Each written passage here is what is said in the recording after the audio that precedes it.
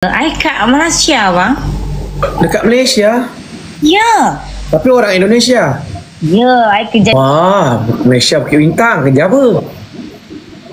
Biasa, bang, pegang-pegang biji-biji telur. Padahal sedang adem ayem, mencari sesuap nasi di tengah sawah. Tiba-tiba sejumlah polisi tiba dan langsung merazia kendaraan para petani ini. Alhasil, petani ini... Assalamualaikum warahmatullahi wabarakatuh. Jumpa lagi para sahabat dan teman-teman dengan Mas Farhan. Gimana kabar-kabar? Semoga kalian semuanya sehat-sehat sahaja. Dan yang baru bergabung di video Mas Farhan, jangan lupa bantu syokongannya rek dengan like, komen, share, dan subscribe-nya. Terima kasih banyak-banyak yang sudah bantu subscribe di channel Mas Farhan. Semoga kalian semua dimurahkan rezekinya, dipanjangkan umurnya, dijauhkan dari malak bahaya oleh Allah Subhanahu wa Ta'ala. Amin amin ya rabbal alamin. Oke para sahabat dan teman-teman, di video kali ini Mas Farhan akan nge-reaction sebuah video yang sudah di-tag di TikTok Mas Farhan, tentang video seorang TikToker Malaysia yang terkenal dengan suaranya juga sincong-sincongnya juga bagus banget, dan duet-duet dengan antar negara, dengan Vietnam. Dan di sini dia melakukan live dan juga ada seorang TKW daripada Indonesia, dia naik kepada liftnya dan si akak ini pertamanya juga mengaguminya karena mereka menengok VT-VT-nya juga viral gitu dekat Indonesia dan lewat di brand FVP-nya macam tu. Tak tahu ya para sahabat dan teman-teman, entah ini hanya lawakan, tapi kalau dia si abang ini tanya kerja kat mana, kat Malaysia macam tu kan. Jadi di sini kerja kat mana? Bukit Bintang. Mesti kalau orang dah tanya kerja dekat Bukit Bintang, 100% lah atau 70% itu kebanyakan kerja tak betul. Tapi tak pukul ada, tak semuanya dekat sana itu ada kerja tak betul ya para sahabat dan teman-teman. Dan sini masalah hampir macam lawak juga ya si akak ini, entah betul atau tidak lah macam itu. Tapi kalau memang betul lah, jangan ditirulah oleh para kawan-kawan semua. Kalau kerja-kerja yang tak betul macam ini, jangan ditiru. Hanya ini pekerjaan yang tak patut ditiru ya para sahabat dan teman-teman. Dan di sini si akak ini ngobrol banget dan seronok sangat ya dengan si abang yang orang Malaysia ini. Dan akhirnya si abang Malaysia ini kalau ditanyain ke ujung-ujungnya kerja macam gila-gilaan macam itu. Dan akhirnya di-reject macam mana, diturunin gitu ya para sahabat dan teman-teman dalam live-nya gitu. Dan teman-teman penasaran seperti apa videonya, kita simak sama-sama. Let's go. Assalamualaikum. Waalaikumsalam. Orang mana ni? I kat Malaysia, bang. Dekat Malaysia? Ya. Tapi orang Indonesia? Ya, I kerja dekat sana, TKW. Kerja dekat mana? Malaysia, Bukit Bintang. Wah, Malaysia Bukit Bintang. Kerja apa?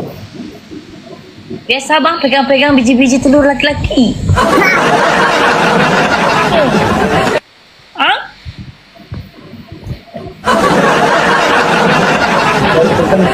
I memang penasaran dekat you sebab I tengok you dengan salah satu dari Vietnam nyanyi. I tengok you memang seronok you. You pernah tengok saya ke? Ya, you viral tau dekat Indonesia. Iya ke? Iya. Macam mana you tahu I viral dekat Indonesia? You pun duduk Malaysia. Dekat keluarga I semua duduk Indonesia. Ni akun-akun Indonesia. Faham ke tak? Oh, sabar, jangan marah. Sabar. Kat Malaysia kerja apa? Jangan tekan gelak tu. Dekat Malaysia kerja apa? Kerja urut-urut biji telur laki-laki. Kenapa yang pergi urut telur lelaki? Oh, tak boleh ke? Tak boleh. Yang pergi, la ilaha illallah. Banyak-banyak boleh urut situ. Diurutnya kenapa? Khusus biji telur. Uish, dunia menyeramkan lah. Macam tu lah. Biasa orang urut badan.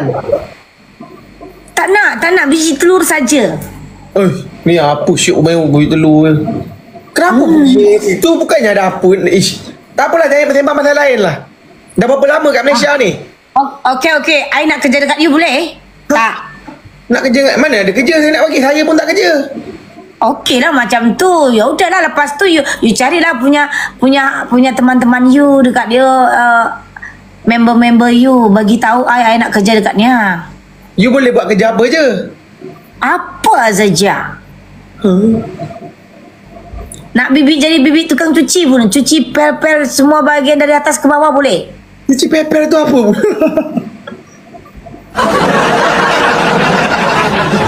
You tak faham pel? Tak faham. Macam jilat dari atas mandi kucing. Dia ni bahaya.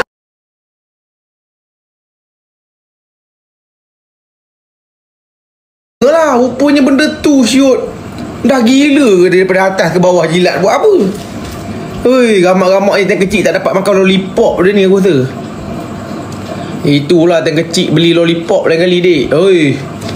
Aku baru dapat vibe seronok nak menyembang, tapi dia punya kerja bahaya guys. Seperti itu para sahabat dan teman-teman, videonya yang kita simak ya. Tapi entah ini betul atau memang hanya lelawakan Mas Farhan, kurang tahu juga. Tapi harap-harap tidak ya para sahabat dan teman-teman.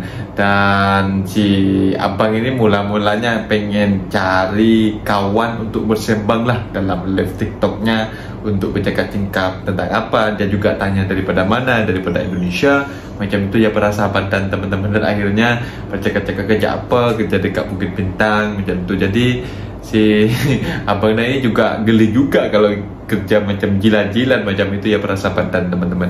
Dan di sini juga para sahabat dan teman-teman, ada sebuah video juga di Indonesia, di kampung Mas Farhan ya. Petani-petani di Indonesia, di kampung Mas Farhan itu kena razia atau pemeriksaan seperti surat-surat kendaraan ya para sahabat. Kok bisa ya di ladang-ladang pesawahan gitu kok sampai ada razia-razia pengecekan seperti lesen, seperti rotek gitu ya. Kok bisa ya para sahabat dan teman-teman. Dan agak pelik juga ya kalau memang di jalan-jalan raya untuk pengecekan, untuk untuk menstabilkan untuk menstabilkan pengendara-pengendara yang melanggar aturan lalu lintas, seperti tak pakai helmet, seperti tayar botak macam itu boleh. Tapi yang ini memang pelik ya para sahabat. Peliknya itu kok petani lagi asik-asik petani lagi malah disuruh cek itu surat-surat mutu macam itu kan macam pelik ya para sahabat dan teman-teman. Dan teman-teman penasaran seperti apa videonya? Kita simak sama-sama. Let's go. Padahal sedang adem ayem, mencari sesuap nasi di tengah sawah. Tiba-tiba sejumlah polisi tiba dan langsung merazia kendaraan para petani ini.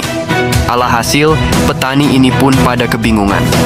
Masa sih, mau membajak sawah saja, harus membawa SIM, ucap seorang petani, ke salah satu polisi ini.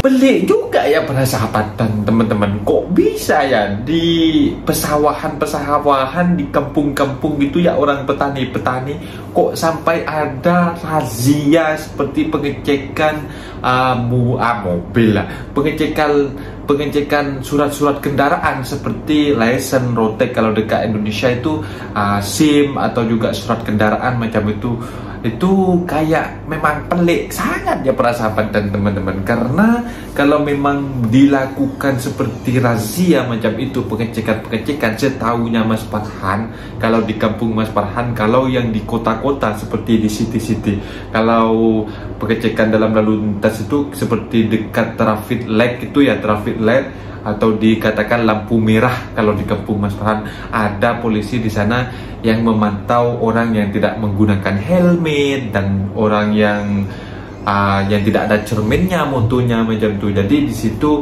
akan disarankan jangan seperti itu, nanti kalau kecelakaan atau aksiden kalian yang akan rugi macam itu. Jadi kalau mengulangi lagi nanti akan disaman atau ditilang gitu kalau di Indonesia ya para sahabat dan teman-teman.